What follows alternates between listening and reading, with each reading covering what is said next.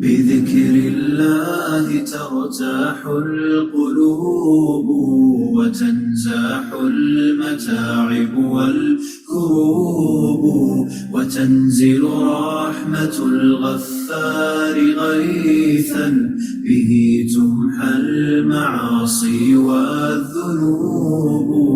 اعوذ باللہ من الشیطان الرجیم. بسم اللہ الرحمن الرحیم. ان الحمد للہ تعالی نحمده ونستعین به ونستغفره ونعوذ باللہ من شرور انفسنا ومن سیئات اعمالنا من يهده الله فلا مضل له ومن يضلل فلا هادي له واشهد ان لا اله الا الله وحده لا شریک له واشهد ان محمدا عبده ورسوله صلی اللہ علیہ وسلم. تمام تعریفیں اللہ کے لیے ہیں. ہم اس کی تعریف کرتے ہیں اور اس سے مدد اور معافی طلب کرتے ہیں. ہم پناہ مانگتے ہیں اللہ عز و جل کی خود کی برائیوں سے اور تمام برے کاموں سے. جسے بھی اللہ کی ہدایت ملے اسے کوئی گمراہ نہیں کر سکتا اور جسے اللہ نے گمراہ کیا اسے کوئی ہدایت نہیں دے سکتا. ہم گواہی دیتے ہیں کہ عبادت کا حقدار صرف اللہ ہے اور کوئی اس کا شریک نہیں، اور گواہی دیتے ہیں کہ محمد صلی اللہ علیہ وسلم اللہ تعالیٰ کے بندے اور رسول ہے، اور اللہ اپنی سلامتی بھیجے اپنے آخری نبی پر، ان کے اہل و عیال پر، ان کے صحابہ پر. السلام علیکم ورحمۃ اللہ وبرکاتہ. جو بھی حق میں آپ لوگوں کے سامنے پیش کروں اللہ تعالیٰ کی طرف سے، اور اگر مجھ سے کوئی غلطی یا کوتاہی ہو جائے تو میری طرف سے اور شیطان کی طرف سے. وَاسْتَفْزِزْ اور بہکالے یا اکسالے من استطاعت جس کو تو استطاعت رکھتا ہے، منہم ان میں سے بھی صوتی کا اپنی آواز کے ساتھ. کیونکہ شیطان جو ہے سب سے پہلے آواز سے یعنی فرسٹ سٹیپ، اس کے ٹولز، اس کے کنڈوں میں سب سے پہلی چیز کیا؟ آواز. اب یہ آواز میں وسوسے ہوتے ہیں، پھر کچھ انسانوں کے دل میں وسوسے ڈالتے ہیں جو ہم کو بھٹکانے والی بات کہتے ہیں. اسی طرح میوزک ہے، گانے بجانے ہیں، کچھ سیکسی چیزیں ہیں جس سے زنا کی طرف جاتا ہے انسان. ایسی چیزیں سن کر جو ہے انسان کیا ہوتا ہے؟ گناہ کی طرف جاتا ہے. اور بیسیکلی ہر وہ آواز جو اللہ تعالیٰ کے ذکر سے غافل کر دے وہ شیطان کی آواز ہے. بھلے ہی وہ عام گپ شپ ہو، برائی ہو، غیبت ہو، موویز ہو، گانے ہو، اس طرح کی تمام باتیں اور تمام آوازیں شیطان کی آوازیں ہیں، اور شیطان کی طرف سے اس کا ایک ٹول ہے. کیونکہ اچھی مجلسوں میں فرشتے اترتے ہیں جس طرح، اسی طرح بری مجلسوں میں اور جہاں بری باتیں ہوتے ہیں وہاں شیاطین کا جو ہے حملہ ہوتا ہے یا پھر اس کا کام چلتا رہتا ہے. آواز کا جو ہے ڈیفینیٹلی انسان کے اوپر بہت زیادہ افیکٹ ہوتا ہے. اس لیے آپ دیکھیے ریسز وغیرہ ہوتے ہیں آج کل تو جو ہے وہ آئی ڈونٹ نو وہ کون سی گرلز بولتے ہیں جو ریسز ہے، گیمز ہے، اس کے اندر جو ہے آوازیں دیتے ہوئے بوسٹ کرنے کے لیے جو ہے ایک پش کرنے کے لیے آوازیں وہ ہوتی ہے پیچھے سے. جیسے ہی آواز لگاتے ہیں تو انسان کیا ہوتا ہے؟ ایک دم سے موٹیویٹڈ ہو جاتا ہے اور انکریجڈ ہو جاتا ہے. لیکن اسی طرح اگر کوئی آواز ہے، کوئی ایسی بات آپ سے کہہ دے جو ڈی موٹیویٹ کرتا ہے تو پھر اس کا انسان کے اوپر ایفیکٹ ہوتا ہے. تو اس طرح شیطان کی آواز کا بھی ایفیکٹ انسان کے اوپر ہوتا ہے، اور وہ ڈفرینٹ شکل، ڈفرینٹ طریقے، ڈفرینٹ روٹ سے اپنی آواز کا کام ہمارے اوپر کرتا ہے. وہ اجلب اور چڑھا لے علیہم ان پر بخیلی کا اپنے سوار، ورجیلی کا اور پیدل اپنے پیادے. یعنی سوار ہے، پیدل ہے، اپنی فوج. یہاں پر فوج کے ساتھ اللہ تعالیٰ کہہ رہے کہ کرو تم اپنا کام کرو، کیونکہ ابلیس اکیلا نہیں ہے، اس کی فوجیں لگی ہوئی ہے ہمارے پیچھے، اس کی ٹیم لگی ہوئی ہے. تو ہمیں کیا کرنا ہے؟ ہمیں ابلیس کے خلاف ہمیں بھی ٹیم ورک میں کام کرنا ہے. ہمیں آپس میں اتفاق رکھنا ہے، ملے ہوئے رہنا ہے، یونائٹڈ رہنا ہے، جڑے ہوئے رہنا ہے. وہ شارک ہوں اور شریک ہو ان کا فل اموالی مالوں میں. مالوں میں شیطان جو ہے کیسا شریک ہو جاتا ہے؟ کمائی میں حرام. پھر حرام مال جب ہم کماتے ہیں یا حرام طریقوں سے جب مال کماتے ہیں تو آٹومیٹیکلی شیطان داخل ہو جاتا ہے، شامل ہو جاتا ہے. دوسرا حلال کمائی میں بھی اپنا حصہ لے لیتا ہے. جیسے ہم اپنی حلال کمائی حرام میں خرچ کرتے ہیں، میوزک میں، فلمز میں، شادیوں کے اسراف میں، سود پر گھر گاڑیاں خریدنے میں، مزاروں پر، پیروں پر جو ہے پیسہ لگانے میں، غیر اللہ پر ذبح کرنے میں، ایسے کتنے کتنے ہزاروں طریقے ہیں۔ جو حلال کمایا ہوا مال بھی اللہ تعالیٰ کی ناراضگی میں جب خرچ ہوتا ہے تو پھر شیطان اس میں شریک ہو جاتا ہے۔ وَالْأَوْلَادِ وَعِدْهُمْ، اور بچوں میں اور وعدہ کر ان سے۔ بچوں میں کیسے شریک ہو جاتا ہے شیطان؟ سب سے پہلے جب بچے نہیں ہوتے ہیں، اولاد نہیں ہوتی ہے، تو انسان جو ہے شرکیہ کاموں میں لگ جاتا ہے۔ کبھی یہ مزار پہ گیا مانگ لیا، کبھی جو ہے اللہ کے سوائے کسی اور کو وہ کر لیا، وہاں سے شروع ہو جاتی ہے۔ پھر اس کے بعد بچے ہوتے ہیں تو ایبارشنز وغیرہ میں، پریگننسی ہونے کے بعد اس میں بھی شیطان جو ہے اولاد میں حصہ ہو جاتا ہے۔ بچے ہونے کے بعد صحیح تربیت نہ دینا، زنا کی اولاد ہونا، عقیقہ اور پورے حقوق جو ہے بچے کے نہیں ادا کرنا، تو صرف بچے کو کھلانا پلانا انف نہیں ہے۔ اگر بچے کی غلط ٹریننگ ہو تو پھر اس میں بھی شیطان اپنا حصہ لے لیتا ہے۔ وما یعدہم الشیطان، اور نہیں وعدہ کیا ان سے شیطان نے، الا غرورا، مگر دھوکے کا، یعنی صرف اللہ تعالیٰ کا وعدہ سچا ہے اور شیطان کا وعدہ جھوٹا ہے۔ شیطان جو ہے جھوٹے وعدہ کرتا ہے کہ قیامت میں ایسے بچ جاؤ گے، وہ ہوگا، یہ جو ہے کرو گے تو بچ جاؤ گے۔ نہیں، شیطان کی بات مت مانو، اس کے وعدے جھوٹے ہیں۔ ان عبادی، بے شک میرے بندے، لیسا، نہیں ہے، لک، تیرے لیے، علیہم، ان پر، سلطان، کوئی زور۔ جیسے ابراہیم علیہ السلام جب اسماعیل علیہ السلام کو ذبح کرنے جا رہے تھے تو شیطان کئی دفعہ آواز دیا، لیکن ابراہیم علیہ السلام بھی جو ہے اس کی باتوں میں نہیں آئے، اسماعیل علیہ السلام بھی اس کی باتوں میں نہیں آئے۔ تو اس طرح جو اللہ تعالیٰ کے بندے ہیں ان کے اوپر شیطان کا کوئی زور نہیں چلتا۔ وَكَفَى بِرَبِّكَ، اور کافی ہے تیرا رب، وکیلا، کارسازیہ، وکیل۔ تو شیطان کو اپنا وکیل مت مانو، لیکن اللہ تعالیٰ کو مانو۔ شیطان کے پیروکار کیا کرتے ہیں؟ یہاں پہ کیا پتہ چلتا ہے ہم کو؟ تکبر کرتے ہیں اور حسد کرتے ہیں، کیونکہ ایگو از تکبر اونلی، تو ایگو میں آتا ہے تکبر کرتے ہیں اور پھر حسد کرتے ہیں۔ تو ایگو اور تکبر کو جو ہے سائیڈ میں رکھ دینا ہے، حسد کو سائیڈ میں رکھ دینا ہے۔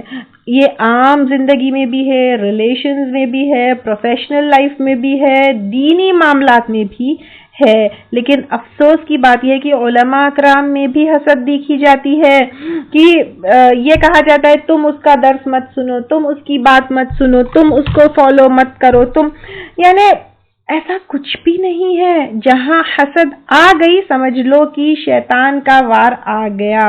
تو جہاں پر خود پسندی آ گئی، جہاں پر اونلی آئی ایم رائٹ آ گیا، یا میں، آپ چاہے جتنی نمازیں پڑھ لو، جتنی تہجد پڑھ لو، جتنا کر لو، لیکن اگر نرمی سے بات نہیں کرو گے، کیونکہ جہاں پر ایگو ہے، جہاں پر تکبر ہے، وہاں نرمی نہیں ہے۔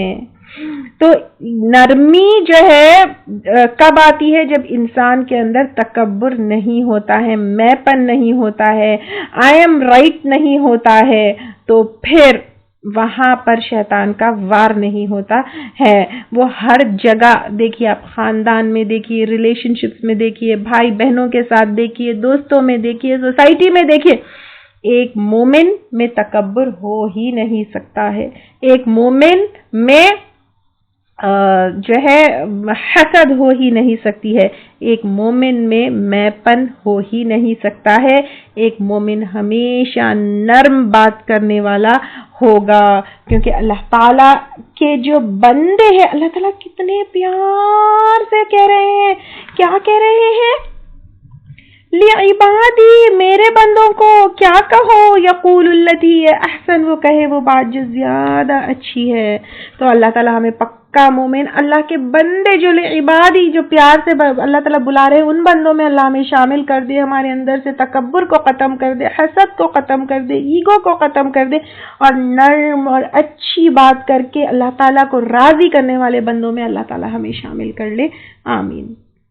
ربکم الذی، رب تمہارا وہ ذات ہے، یسجی، جو چلاتا ہے، لکم، تمہارے لیے، الفلکا، کشتیوں کو، فی البحری، سمندر میں، یعنی کشتیاں جو سمندر میں چلتے ہیں یہ اللہ چلاتا ہے۔ اب دیکھیے اگر سائنٹیفک پوائنٹ آف ویو سے دیکھیں گے تو آرکمیڈس پرنسپل سے جو ہے کشتیاں سمندر میں چلتی ہے، لیکن یہ پرنسپل بنایا کس نے، یہ نظام بنایا کس نے جس کی وجہ سے کشتیاں آرام سے جو ہے سمندر میں چل سکتی ہے؟ یہ اللہ تعالیٰ ایک اکیلے انہی کی وجہ سے، لِتَبْتَغُوا تاکہ تم تلاش کرو من فضلہ اس کے فضل سے، یعنی ایک تو جو ہے کشتیوں میں سارا بزنس کا گوڈز ٹرانسپورٹ سب کچھ ہوتا ہے، اس کے علاوہ مچھلی آئل یہ ساری چیزیں بھی جو ہے سمندر میں کشتیوں سے جا کر وہ کرتے ہیں انسان حاصل کرتا ہے، اسپیشلی جو ہے آئل کے جو بیڈز ہوتے ہیں وہ سمندر کے نیچے زیادہ ہوتے ہیں، وہاں سے جو ہے آئل ایکسٹریکٹ ہوتا ہے، اور پھر یہ جو اتنا الگ الگ قسم کا تیل پیٹرول یہ ساری چیزیں جو ہے ہم کو اس کشتی وہاں تک جانا پاسبل ہے، اس لیے یہ سب چیزیں ہم کو حاصل ہوئی ہے۔ اِنَّهُ كَانَ بِكُمْ رَحِيمًا یقیناً وہ ہے ساتھ تمہارے رحم فرمانے والا۔ وَإِذَا مَسَّكُمْ اور جب چھو جاتی ہے تم کو الضر تکلیف فی البحر سمندر میں، یعنی جب بیچ سمندر میں ڈوبنے کا تمہیں خوف ہوتا ہے، ضل گم ہو جاتے ہیں من تدعون جن کو تم پکارتے ہو، الا ایاہ سوائے اس کے، فلما یعنی سوائے اللہ تعالیٰ کے، فلما تو جب نجاکم وہ نجات دیتا ہے تم کو الی البر خشکی کی طرف، عرضتم تم منہ موڑ جاتے ہو، یعنی جب بالکل موت سامنے آ کر کھڑی ہو جاتی ہے تو انسان کو کوئی بھی یاد نہیں آتا سوائے اللہ کے، نہ غوث یاد آتا ہے، نہ پیر یاد آتا ہے، نہ مرشد یاد آتا ہے، نہ سورج جھاڑ پہاڑ کوئی اور یاد آتا ہے، لیکن صرف اور صرف اللہ تعالیٰ یاد آتے ہیں، کیونکہ پتہ ہے کہ سب سے بڑی مصیبت سے اللہ تعالیٰ ہی نکال سکتے ہیں۔ جب سب سے بڑی مصیبت سے اللہ تعالیٰ نکال سکتے ہیں تو ہر چھوٹی موٹی مصیبت سے بھی نکالنے والے اللہ تعالیٰ ہی ہے۔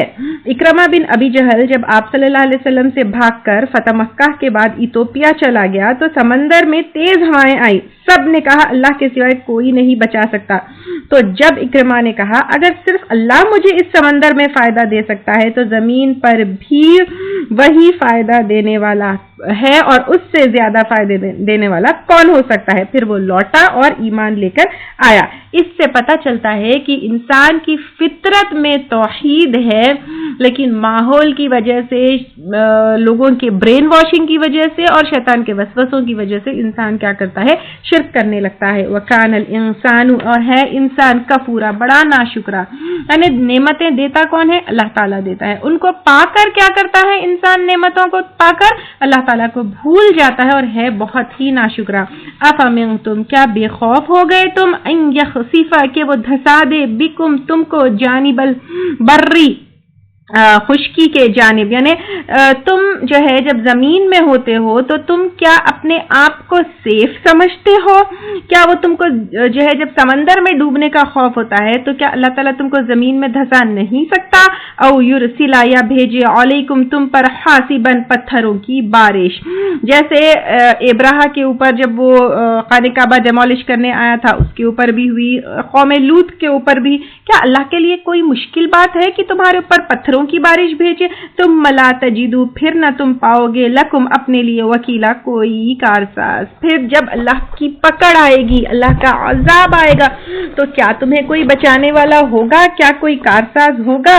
ام امن تم یا بے خوف ہو گئے تم ان یعیدکم کہ وہ لوٹائے تم کو فیہی اس میں تارتن مرتبہ اخرى دوسرا، یعنی اگین تمہیں ویسے ہی موت آ سکتی ہے، فیرسلا پھر بھیجے علیکم تم پر قاصفن گرجنے والی، من الریح ہوا میں سے، فیغرقکم پھر غرق کر دے تم کو، بما کفرتم بوجہ اس کے جو ناشکری کی تم نے، یعنی جو شرک کیا تم نے اللہ تعالیٰ کے علاوہ دوسروں کے سامنے سر جھکائے، ثم لا تجدو پھر نہ تم پاؤ لکم اپنے لیے علینا ہمارے مقابلے بھی طبیع اور ساتھ اس کے کوئی تابع یعنی پیچھے کرنے والا، یعنی ان شارٹ یہاں پر اللہ تعالیٰ یہ کہہ رہے ہیں کہ ہر وقت ہم اللہ تعالیٰ کی گرفت میں ہیں، ہم بہت مجبور ہیں، چاہے آسمان میں ہو، زمین میں ہو، خشکی میں ہو، صحرا میں ہو، یا کہاں پر بھی ہم وہ ویر ایور وی آر، اور ہمیشہ ہمیشہ ایک اللہ کو ہی پکارنا چاہیے، جیسے کشتی میں ڈوبتے وقت ہم سب کو چھوڑ کر اللہ کو پکڑتے ہیں، ویسے ہی ہر وقت جہاں پر بھی ہو صرف اللہ کو پکڑنا ہے، اللہ کو پکارنا ہے۔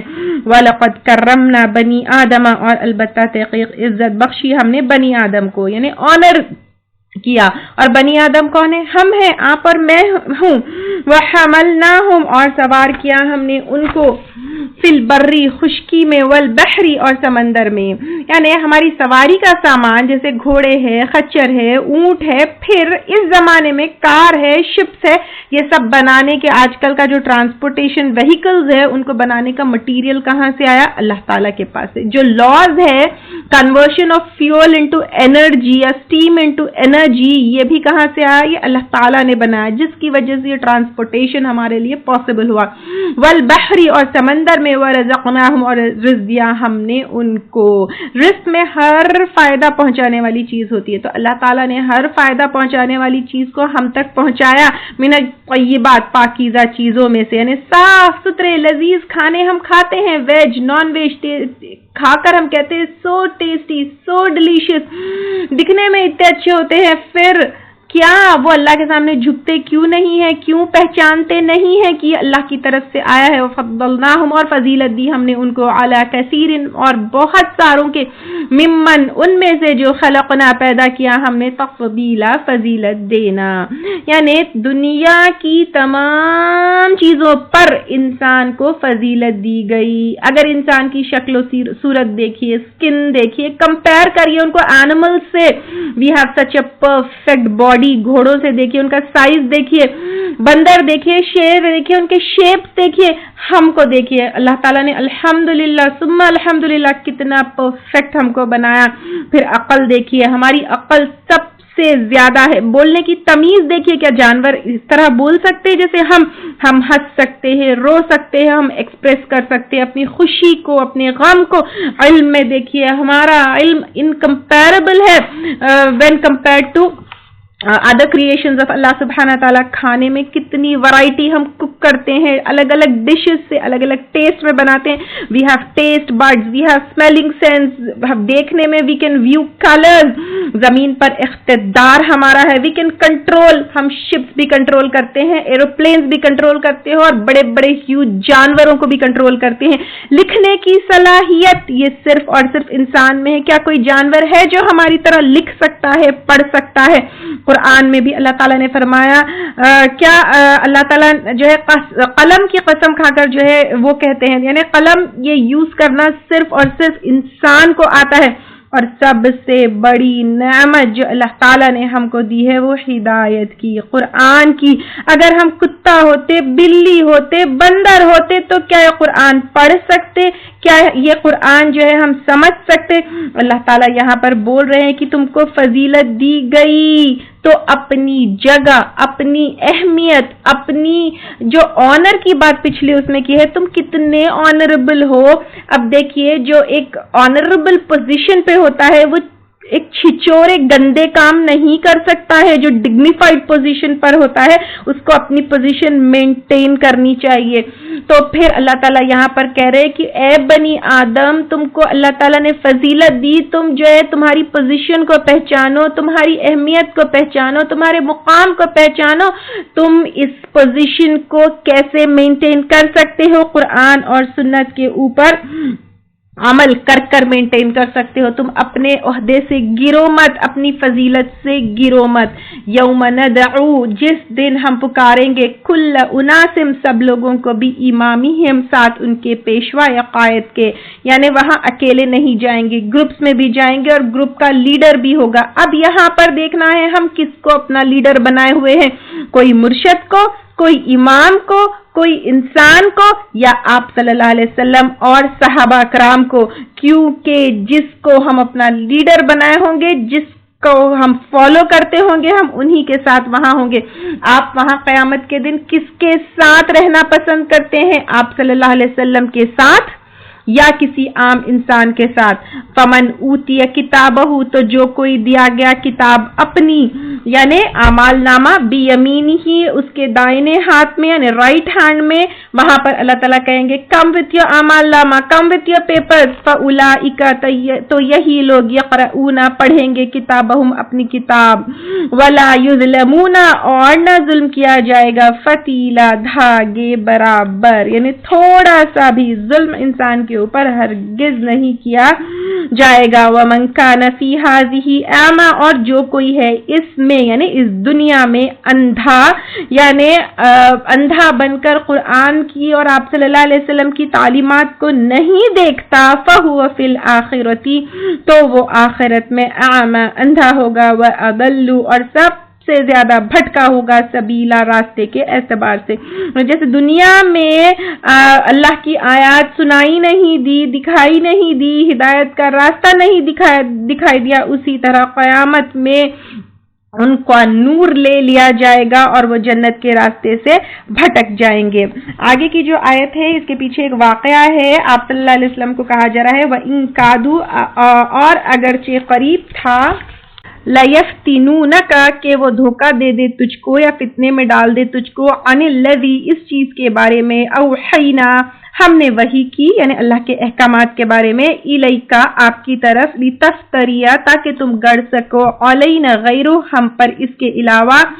کیونکہ انبیاء اکرام کا ہر ایکشن اللہ تعالیٰ کی طرف سے ہوتا ہے پھر وہ آگے جا کر سب کو بتاتے ہیں. وَإِذَا تخذو کا اور تب البتہ بنا لیتے تجھ کو خلیلا دوست یعنی کمپرومائز کر لیتے.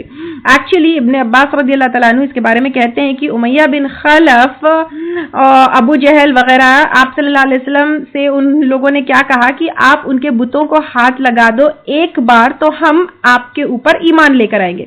اب آپ صلی اللہ علیہ وسلم تو چاہتے ہی تھے کہ وہ کسی طرح ایمان لے کر آئے تو شاید آپ صلی اللہ علیہ وسلم اس کے اوپر کمپرومائز کر لیتے، لیکن اللہ تعالیٰ نے یہاں پر آپ صلی اللہ علیہ وسلم کو روکا اور کہا کہ دین کے معاملے میں کوئی کمپرومائز نہیں. وَلَوْلَا أَن ثَبَّتْنَاكَ اور اگر نہ ہوتی بات ہم ثابت قدم رکھتے تجھ کو لقد کتا البتہ تحقیق قریب تھا ترکنو کہ تو جھک جائے الیہم ان کی طرف شیئا چیز قلیلہ تھوڑی سی یعنی بہت قریب تھا کہ آپ صلی اللہ علیہ وسلم کمپرومائز کر لیتے ان کی بات مان لیتے، لیکن اللہ تعالیٰ نے کیا کیا ان کو وحی کے ذریعے روک دیا. الگ الگ طرح کے آفرز جو ہے آپ صلی اللہ علیہ وسلم کو کفار مکہ دیتے، کبھی کہتے تمہیں حکومت دے دیں گے، کبھی کہتے دولت دے دیں گے، کبھی کہتے عورت دے دیں گے. یہ جو ہے توحید کی طرف بلانا چھوڑ دو، لیکن آپ صلی اللہ علیہ وسلم کو اللہ تعالیٰ نے ہمیشہ ثابت قدم رکھا. اذا لذقناک تب البتہ ہم چکھاتے تجھ کو ضعف الحیاتی دگنا زندگی میں و ضعف المماتی اور دگنا موت کا. یعنی اللہ تعالیٰ کہہ رہے کیا چکھاتے اللہ کا عذاب ثم لا تجد لک علینا نصیرا پھر نہ تم پاتے اپنے لیے ہمارے مقابلے کوئی مددگار. یعنی آپ صلی اللہ علیہ وسلم سے کہا جا رہا ہے کہ اگر تم دین کے معاملے میں کمپرومائز کر لیتے تو سزا. اتنی بڑی دھمکی آپ صلی اللہ علیہ وسلم کو دی جا رہی ہے تو پھر ہم اپنے دین کے بارے میں کیسے کمپرومائز کر سکتے ہیں. وَإِن كَادُوا اور بے شک قریب تھا لَيَسْتَفِزُّونَكَ البتہ عاجز کر دے تجھ کو یا اکھاڑ دے تجھ کو یعنی آپ صلی اللہ علیہ وسلم کو توحید کا کام جو ہے وہ چھڑوا دیتے. کون؟ مشرکین مکہ من الارضی زمین سے یعنی مکہ سے ان کو فائنلی نکال کے جو ہے دنیا سے ہی نکالنے کی جو ہے وہ سازش کر رہے تھے. لیخرجوکا تاکہ وہ نکال دے تجھ کو منہا اس سے وَإِذَن اور تب یلبسونا نہ وہ ٹھہریں گے خلافکا تیرے پیچھے الا قلیلا مگر تھوڑے سے. یعنی اب یہاں پہ اللہ تعالیٰ کہہ رہے ہیں کہ اگر آپ صلی اللہ علیہ وسلم کے ساتھ وہ برا کرتے بھی یعنی مکہ سے اکھاڑ دیتے دین کے کام سے جو ہے کام ان سے چھڑوا دیتے یا دنیا سے ہی ان کو اٹھوا دیتے تو اس کے بعد وہ کتنے دن رہیں گے؟ وہ بھی تو جو ہے کچھ دن ہی رہیں گے نا. کیا وہ دنیا میں پرماننٹلی رہیں گے؟ نہیں رہیں گے. اور ویسے بھی مکہ سے جو ہے جو ان کی سازش کے بعد آپ صلی اللہ علیہ وسلم نکلے only 1.5 years. اس کے بعد جنگ بدر میں جو وہ پیٹے بڑے بڑے سردار ان کے مارے گئے اور خاتمہ ان کا وہاں سے شروع ہو گیا.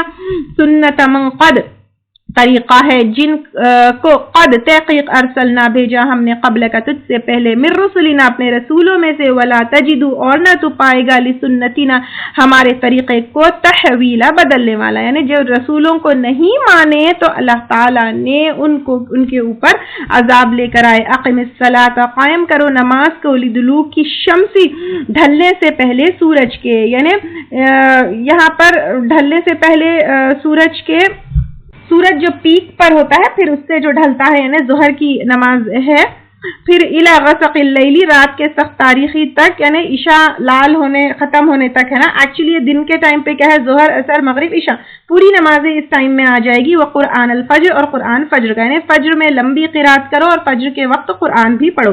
ان قرآن الفجر، بے شک قرآن فجر کا، کان مشہودہ ہے، حاضر کیا گیا ہے، دیکھنے والا. یعنی اس وقت کیا ہوتا ہے، فرشتوں کی ڈیوٹی چینج ہوتی ہے، اور پھر وہ فرشتے کیا ہوتے ہیں، جب ڈیوٹیز ایکسچینج ہوتی ہے تو وہ اس کو دیکھتے ہیں، حاضر ہوتے ہیں، اور اس کی گواہی جو ہے کیا کرتے ہیں، دیتے ہیں. وَمِنَ اللَّيْلِ، اور رات میں سے، فَتَحَجَّدْ، پس تہجد پڑھو، یعنی تہجد میں بھی قرآن پڑھو، بھی اس میں نافلتاً، نفل میں. نفیل جو ہے فریضے سے زیادہ ہے، یہ پہلے بھی ہم اس ورڈ کا معنی لیے تھے. تو یہاں پر تہجد کی نماز کا حکم آپ صلی اللہ علیہ وسلم کو دیا جا رہا ہے. بعض جگہ یہ آتا ہے کہ آپ صلی اللہ علیہ وسلم کے اوپر تہجد فرض تھی، لیکن اس میں اختلاف ہے کہ آپ کے اوپر فرض تھی یا نفیل تھی، لیکن ہمارے اوپر فرض نہیں ہے، نفیل ہے. لیکن فرض نماز کے بعد سب سے بہترین نماز یہ ہے، لکا، آپ کے لیے، عسا، امید ہے، ان یبعثک، یہ کہ پہنچا دے تجھ کو، ربک، تیرا رب، مقام محمودہ، مقام محمود. یہ آیت اس وقت نازل ہوئی جب مشرکین مکہ آپ کے بارے میں بہت بری بری باتیں کر رہے تھے. تو یہاں پر اللہ تعالیٰ آپ صلی اللہ علیہ وسلم کو ایک ہمت افزائی کر رہے ہیں. اور یہ مقام محمودہ کیا ہے، عبداللہ بن مسعود رضی اللہ تعالیٰ عنہ سے پوچھا گیا تو انہوں نے کہا کہ یہ شفاعت والی جگہ ہے، یعنی آپ صلی اللہ علیہ وسلم یہاں پر کھڑے ہو کر کیا کریں گے، سب کی شفاعت کریں گے، سفارش کریں گے قیامت کے دن. پہلے میں یہاں پہ تہجد کی نماز کے بارے میں بتاؤں. صحیح مسلم کی یہ حدیث ہے، آپ صلی اللہ علیہ وسلم سے پوچھا گیا کہ فرض نماز کے بعد کون سی نماز افضل ہے، آپ صلی اللہ علیہ وسلم نے فرمایا رات کی نماز. تہجد کہتے ہیں نیند کے بعد کی نماز کو. تو یہاں پر اکثر یہ آتا ہے کہ تھوڑا سا سو کر اٹھنے کے بعد جو نماز پڑھی جاتی ہے وہ ہے، اس کا ٹائم جو ہے حالانکہ عشاء کے بعد امیڈیٹلی شروع ہو جاتا ہے. آپ عشاء کے بعد سے لے کر فجر تک کبھی بھی تہجد پڑھ سکتے ہیں. آپ 1 رکعت، 11 رکعت، 13 رکعت جتنے چاہے پڑھ سکتے ہیں. اور جو تہجد پڑھنے کا ارادہ رکھتا ہے اس کو وتر کو ڈیلے کر کر تہجد کے بعد پڑھنا ہے. ویسے نماز کو بہت ڈیٹیل میں لینا ہے تو نماز کے احکامات اور جو ہے مسائل، وہ کورس آپ لیجئے، اس کو کافی نمازوں کو ڈیٹیل میں لیا گیا ہے. اور رہی بات ابو امامہ رضی اللہ تعالیٰ عنہ سے روایت ہے، آپ صلی اللہ علیہ وسلم نے کہا تہجد ضرور پڑھا کرو کیونکہ وہ تم سے پہلے صالحین کی روش تھی، یعنی پریکٹس تھی، اور تمہارے لیے اپنے رب کا وسیلہ ہے، گناہوں کے مٹنے کا ذریعہ ہے، اور مزید گناہوں سے بچنے کا سبب ہے. یعنی یہ ایک ایسا سورس ہے جب ہم اللہ تعالیٰ سے مل سکتے ہیں، گناہیں اپنے مٹا سکتے ہیں اور آگے گناہوں سے بچ بھی سکتے ہیں. اور تہجد کی نماز میں جو لطف ہے، جو مزہ ہے، وہ صرف جو ہے ریگولر تہجد پڑھنے والے ہی جو ہے ایکسپیرینس کر سکتے ہیں، اور اس کو ایک بیان بھی لفظوں میں نہیں کیا جا سکتا ہے. تہجد کی عادت ڈالیے، اس میں اتنا سکون، جیسے میں آپ کو ہمیشہ بولتی ہوں کہ ورڈ ٹو ورڈ ٹرانسلیشن پڑھنے میں جو لطف ہے، مزہ ہے، وہ کسی اور چیز میں نہیں ہے. اور جو سکون تہجد میں ہے وہ کوئی اور نماز میں یا کوئی اور عبادت میں نہیں ہے. تو تہجد کو جو ہے لازمی پکڑ لیجئے. اور رہی بات مقام محمود کی بات ہے، بخاری کی روایت ہے، ابن عمر رضی اللہ تعالیٰ عنہ فرماتے ہیں کہ لوگ جو ہے قیامت کے دن گھٹنوں کے بل گرے ہوئے ہوں گے. ہر امت اپنی نبی کے پیچھے ہوگی کہ اے فلاں ہماری شفاعت کیجئے، اے فلاں ہماری شفاعت کیجئے، یہاں تک کہ شفاعت کی انتہا محمد صلی اللہ علیہ وسلم کی طرف ہوگی. پس یہی وہ ہے کہ اللہ تعالیٰ آپ کو مقام محمود پر کھڑا کرے گا، یعنی وہاں پر کھڑے ہونے کے بعد جو ہے کیا ہوگی، شفاعت ہوگی. سورج بہت نزدیک ہوگا، یہاں تک کہ پسینہ آدھے کانوں تک پہنچ جائے گا. اسی حالت میں لوگ حضرت آدم علیہ السلام سے فریاد کریں گے، وہ صاف انکار کر دیں گے. پھر حضرت موسیٰ علیہ السلام سے کہیں گے، آپ یہی جواب دیں گے کہ میں اس قابل نہیں. پھر آپ صلی اللہ علیہ وسلم سے کہیں گے، آپ مخلوق کی شفاعت کے لیے چلیں گے، یہاں تک کہ جنت کے دروازے کا کنڈا تھام لیں گے. پس اس دن اللہ تعالیٰ آپ کو مقام محمود پر پہنچا دے گا. بخاری کی اس روایت کے آخر میں یہ بھی ہے کہ اہل محشر یعنی حشر میں کھڑے ہونے والے سب کے سب اس وقت آپ کی تعریف کریں گے. تو تعریف، حمد جو ہے اس سے یہ مقام محمود ہے، کیونکہ سب آپ کی تعریف کریں گے، آپ صلی اللہ علیہ وسلم کی وجہ سے یہ شفاعت ملے گی، اس لیے مقام محمود ہے. اور جو اذان کے بعد کی دعا میں بھی آتا ہے نا مقام محمود الذی، تو وہ اسی مقام محمود کا ذکر ہے. ٹھیک ہے. تو یہ مقام محمود کون سی جگہ ہے؟ وہاں پر جہاں پر کھڑے ہو کر آپ صلی اللہ علیہ وسلم سب کی شفاعت کریں گے اور اس وجہ سے سب لوگ آپ کی تعریف کریں گے، جس کی وجہ سے مقام محمود ہے. وقر ربی، اور کہہ دیجئے اے میرے رب، ادخلنی، داخل کر مجھ کو، مدخلا، داخل کرنا، مدخلا میں داخل ہونا اور داخل ہونے کی جگہ، یہ دونوں بھی ہے.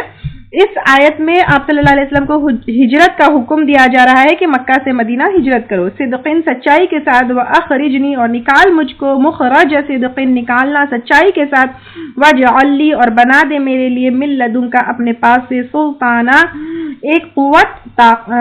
اس کے سلطانہ کا مطلب واضح دلیل، قوت، اقتدار، یہ طاقت، یہ سب کے آتے ہیں. نصیرہ، مددگار، یعنی بہت پیاری دعا ہے.